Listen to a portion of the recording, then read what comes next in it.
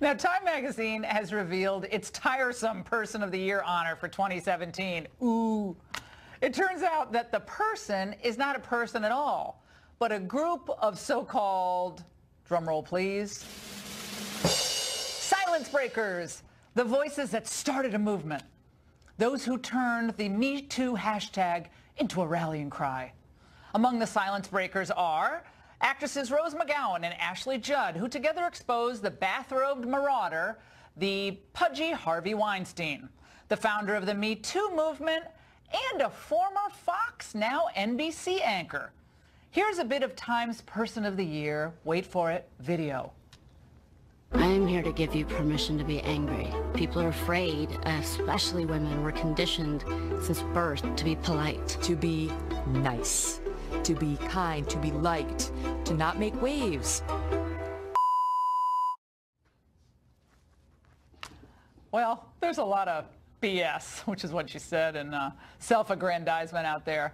And some of it's actually coming from the silence breakers themselves. By the way, how did Megyn Kelly manage to get into this whole deal on the Time magazine? She must have had a better publicist than Gretchen Carlson. Anyway, the Time piece traces the apex of the Me Too movement to the Women's March. Remember that delightful affair? It was a march that excluded conservative, of course, and pro-life women. They don't count.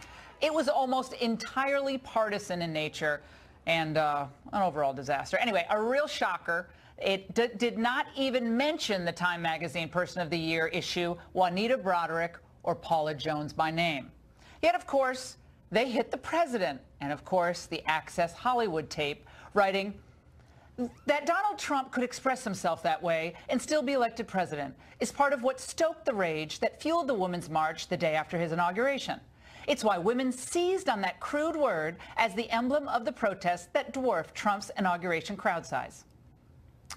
Now, Time magazine just can't help but politicize pretty much everything. And apparently conservatives, they're not even allowed to oppose harassment or abuse, even though more often than not, the abuse, especially lately, has occurred at the hands of liberals. Of course, in that Time video, actress Ashley Judd didn't dwell on that minor fact. Instead, she pats herself on the back. I was very proud. I'm very glad now that the story has been heard. Well, I'm glad that these women have finally told their stories, for sure. They deserve to be heard. But when those stories are enmeshed with an obvious political agenda, it hurts both their cause and their credibility. Now, compare the Judd we just heard, so proud, with the way she and the other women's marchers behaved at that landmark post-inauguration protest. It wasn't exactly the candlelight procession at Lourdes. All I recall is the funny hats and the foul mouths. I am a nasty woman. I'm not as nasty as a man who looks like he bathes in Cheeto dust. I feel Hitler in these streets. A mustache traded for a toupee. It is vital that we all make it our mission to get really, really personal. I have thought an awful lot about blowing up the White House.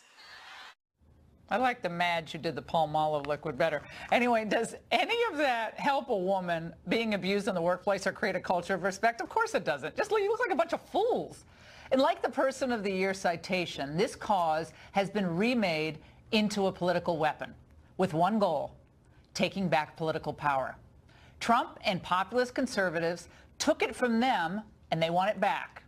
In fact, this same dynamic is at play in many sexual harassment cases. Abusers enjoy wielding power over their victims. That's ironic, isn't it? So let's not pretend for a moment that the Dems are experiencing some moral epiphany here. Are they prepared to posthumously re-examine the life of their liberal lion, Ted Kennedy? Disinvite Bill Clinton and his enabling wife from any future Democrat National Convention? Come on, let's agree once and for all, politics should never define the struggle for basic human decency and respect. All people, regardless of their political persuasion, deserve that. And incidentally, after making him their Person of the Year, last year President Trump was this year's runner-up. So not only did they fail spectacularly in not recognizing him as the single most influential person in this year, they also missed the chance to